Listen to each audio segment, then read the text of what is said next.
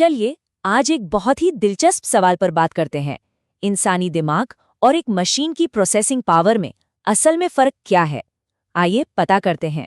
अच्छा, इस टॉपिक को समझने के लिए चलिए एक बहुत ही सिंपल से टेस्ट से शुरू करते हैं। इससे हमें कुछ बुनियादी फर्क तुरंत पता चल जाएंगे। तो चलिए सीधे मुद्दे पर आते हैं। अगर हम एक इंसान को कंप्यूटर के सामने खड़ा कर दें तो कौन जीतेगा?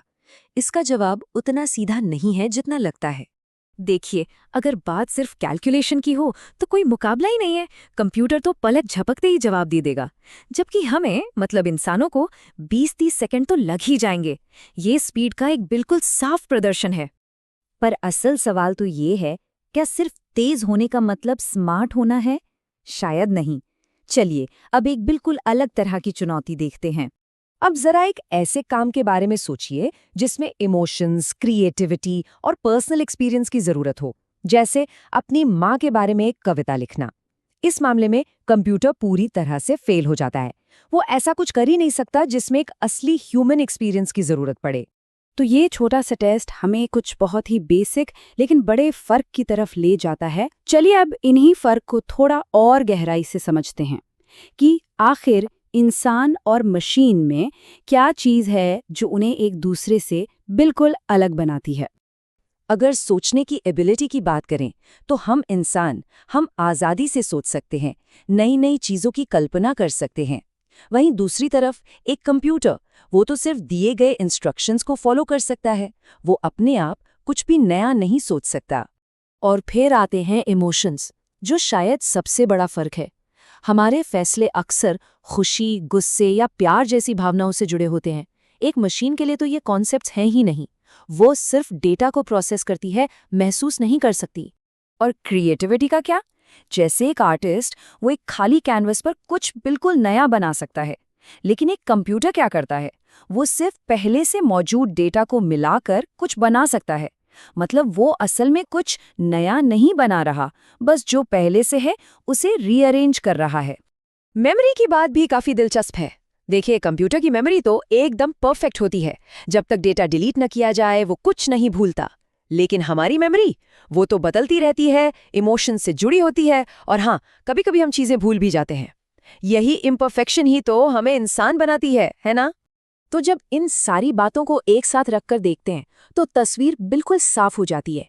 एक तरफ है एक सोचने समझने वाला, महसूस करने वाला क्रिएटिव इंसान, और दूसरी तरफ है एक जबरदस्त पावरफुल लेकिन पूरी तरह से हम पर निर्भर एक मशीन।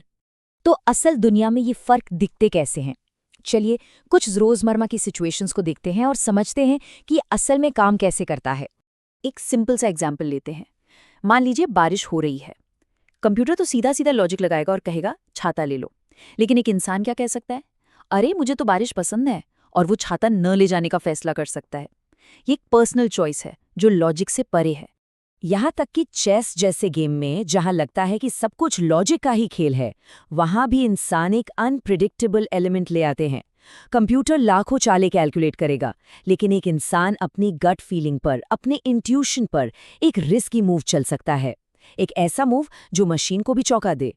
तो इन फर्क को समझना बहुत जरूरी है, क्योंकि इससे हमें आर्टिफिशियल इंटेलिजेंस यानी एआई को लेकर जो आम गलतफहमियां हैं उन्हें दूर करने में मदद मिलती है।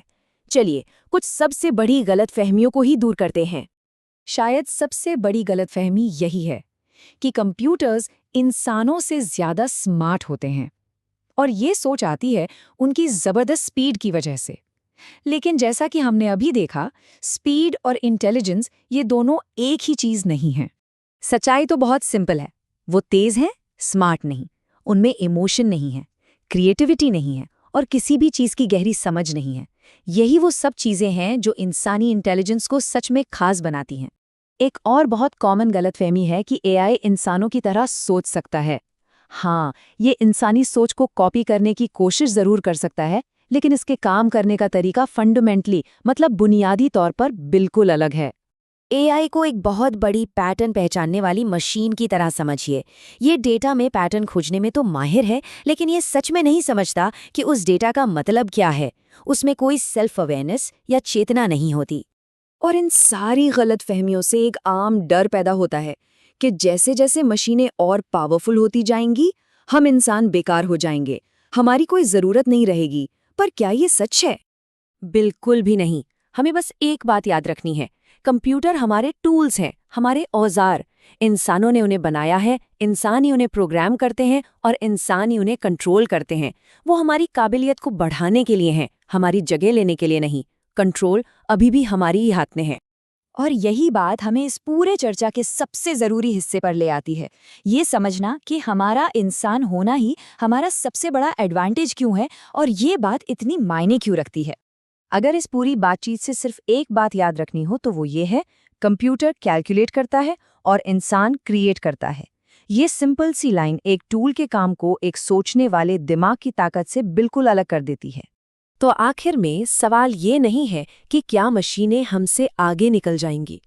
असली सवाल तो ये है कि हम अपनी इस अनोखी क्रिएटिविटी, अपने इमोशंस और अपनी सोच के साथ भविष्य को एक नया आकार देने के लिए इन पावरफुल टूल्स का इस्तेमाल कैसे करेंगे। चुनना हमें ही है।